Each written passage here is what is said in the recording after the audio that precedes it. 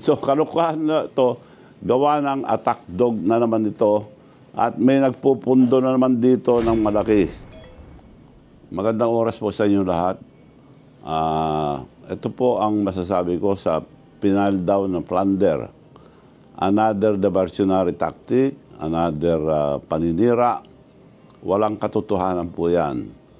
Ang sabi sa complaint nila, nagbenta raw ako ng lupa ng gobyerno at kumita raw ako ng 100 million.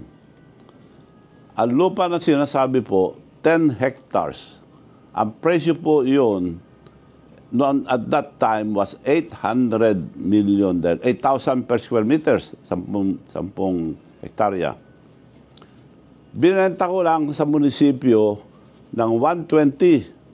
So, nalugi po ako ng 680 million. Hindi ako bita. Sino po makakagawa niyan? Ako lang na sincero tumutulong sa ating bansa. Tumulong ako sa aming munisipyo. On record, 8,000 per square meters noon. That means 10 hectares is 800 million. Binenta ko lang ng 1.2. So nalugi po ako, ulitin ko lang, nalugi ako ng 680 million. So tumulong lang po ako. Itong mga nagsasabing ito, dati ng extortionist. Si Atty. Tilly Cordero, pinsang buo yung tinalo ko na mayor sa Narbacan.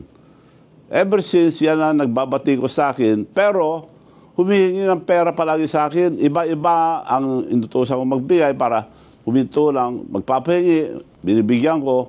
Marami po. Ang huli ay punta sa bahay. Etong Atty. Tilly Cordero na nagfile ng plunder. At gusto ko na mag-retire, sabi niya, pwede bang bilhin yung hotel and resort, hotel resort, sabi niya. Well, naawa naman ako. Sige na nga, para mapagbigyan ko na. Nagpunta kami. Nasaan yung resort hotel niyo? Ako, eto.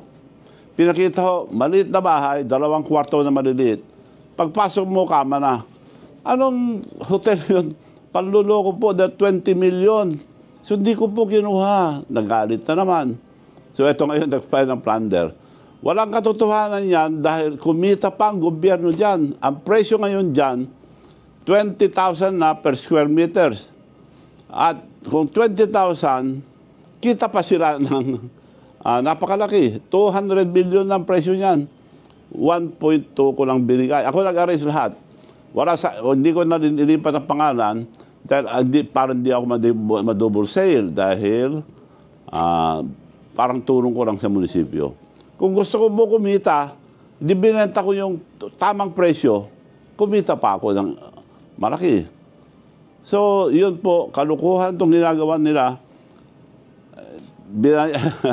Overpriced daw ng 100 milyon. Ang presyo daw, 49 million. So, kalukuhan na ito, gawa ng attack dog na naman ito. At may nagpupundo na naman dito ng malaki. Palalaki nila. Kung sa ombudsman, dapat halungkatin nila yung final ko sa pinsang buo niya. Matagal na yan, nakaparking lang sa ombudsman. Dapat din yung buksan, napakarami. Ginamit nila ng mahigit 100 farmers. Sa resolusyon na pirmado ng vice mayor, vice mayor, and only councilors. Pirmado nila lahat yung resolusyon. Claiming in one barangay lang, Barangay Solbec, 65,000 farmers for the benefit, naglagay sila ng 9 million for the benefit of 65,000 farmers of Solbec. Ang populasyon po, Narbacan, at that time, 44,000 lang. Isang barangay lang, ang liwanag po na panluloko. Billions po nawala sa Narbacan bago ako nag-mayor. Inayos ko na ang Narbacan, binitawan ko na, binigay ko na sa iba. So, nakatulong ako sa buong Narbacan, masisang kayo magtanong. So, yun po ang issue ngayon. Paninira na naman yan at maliwanag na wala kami ginawang masama. In fact, kumita pa munisipyo. Ako nalugi. 680 million. Yun po. At yun po ang totoo. Pag, totoo yung sinasabi nila, pagkukulong ako. Kaya on record, ano tayo sa record. Naka-record po lahat yan.